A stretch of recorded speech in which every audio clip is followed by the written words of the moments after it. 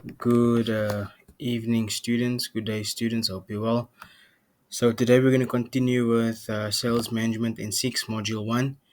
We'll be talking about the types of specialization within this module.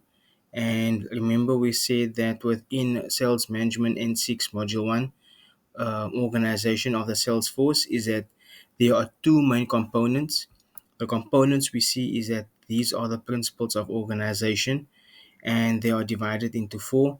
And when we talk about the principles of organization, we need to understand that this could be asked in many ways, and we also need to understand the type of question verbs that comes in when it comes to questioning.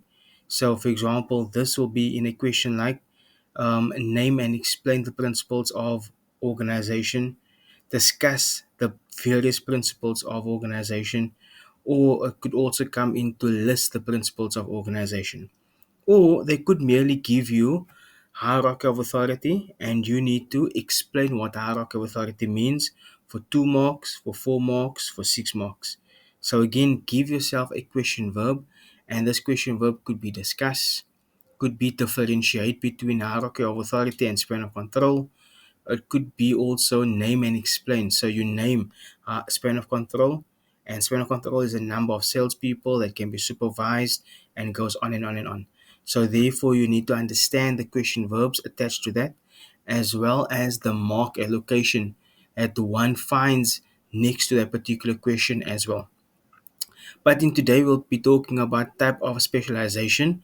And when we talk about the organization of the sales force, remember when we talk about this particular topic is that within yourself, you are the entrepreneur, you are the marketer, you are the salesperson, you are the HR, you are logistics, you are the one that does everything. However, once you've overcome that, now you need to take a step up and you want to start your own company and you want people to work for you and you want to start your sales organization. And in this process, you don't know what to do yet. You have identified what type of principle of organization you're going to be. But now you need to decide on the type of specialization that you will find yourself in. And the specialization means that you're going to direct your sales efforts according to these principles of the specialization in which you find yourself in.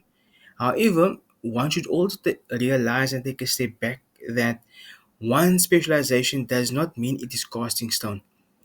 Specializations can overlap one another.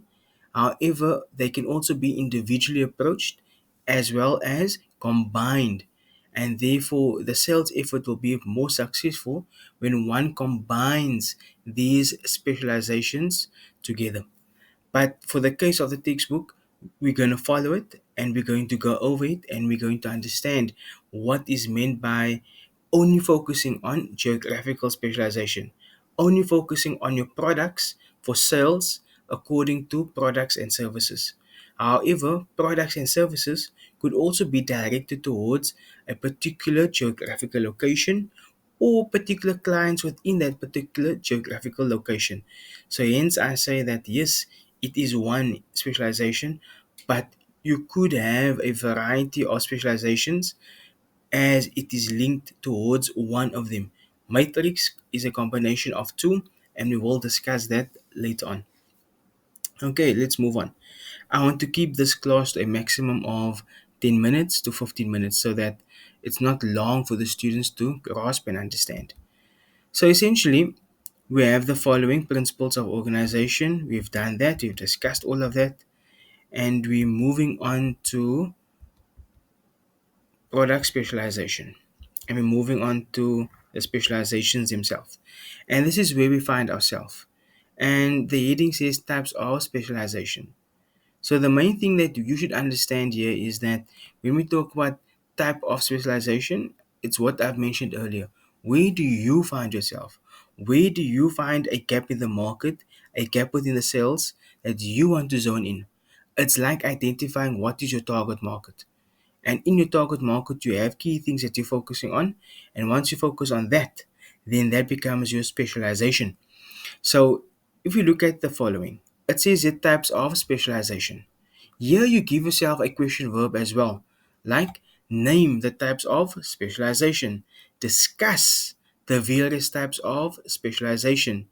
Differentiate between the various types of specialization between A, B, C, D, and so forth.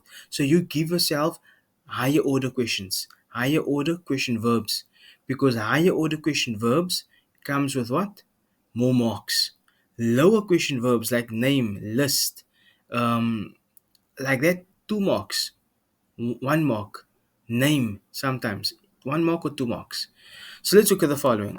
So a sales manager can choose to specialize according to the following types of specialization. The first one being geographical specialization, and this means it has the ability to sell all of its products to all people within a given geographical territory.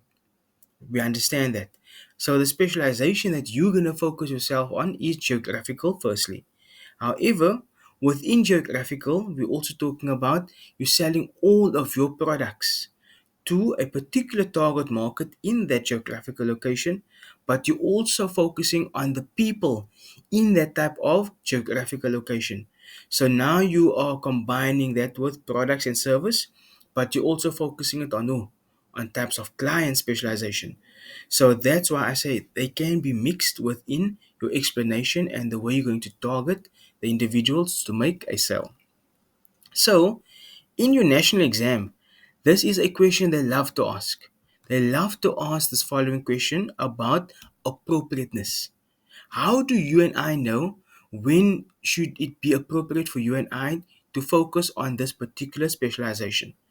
In the national exam in June or November, it's a question that they love to ask repetitively, semester after semester, so please take note of this. And the question says, when is geographical specialization appropriate? When?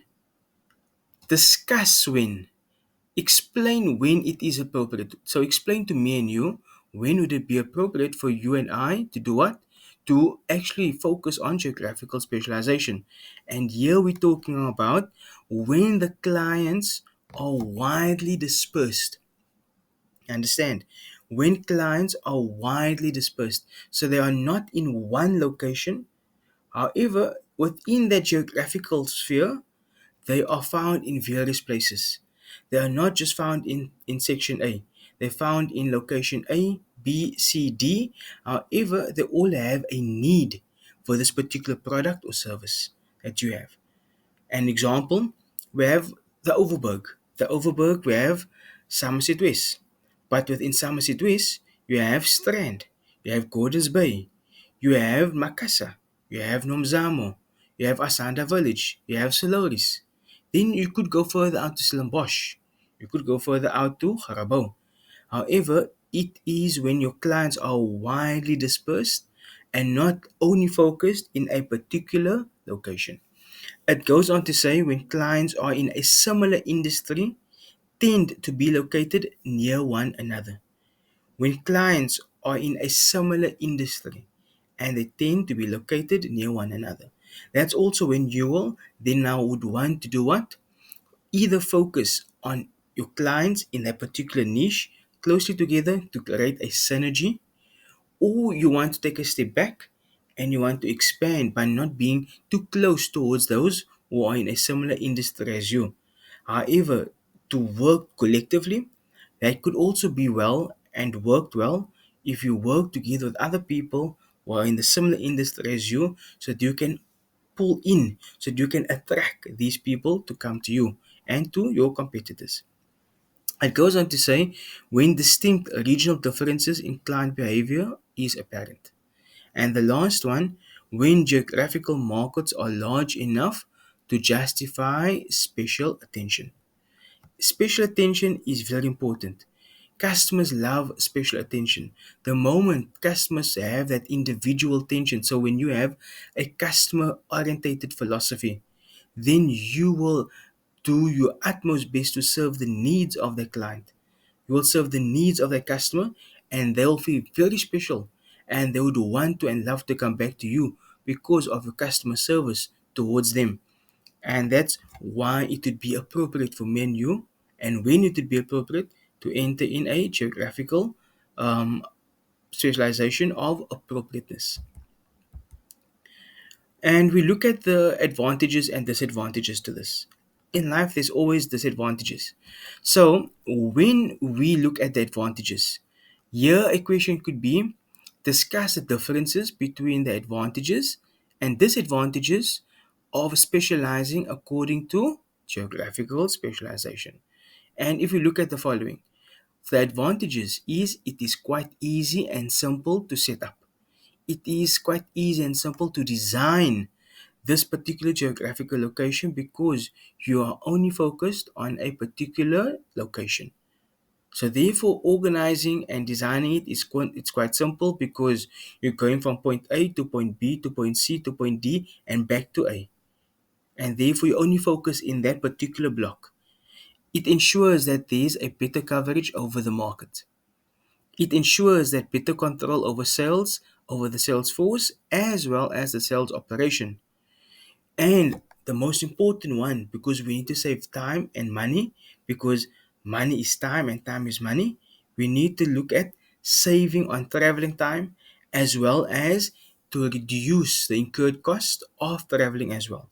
So if we are only focused in point A, and we decide to expand the geographical location and we need to go to point B, which is about 60 kilometers away, 50 kilometers away, you're going to incur some finances, expenses pertaining to petrol, expenses pertaining to maintenance on car vehicles, maintenance on data, as well as human consumption as well. You know, you're going to be shortage in terms of human resources.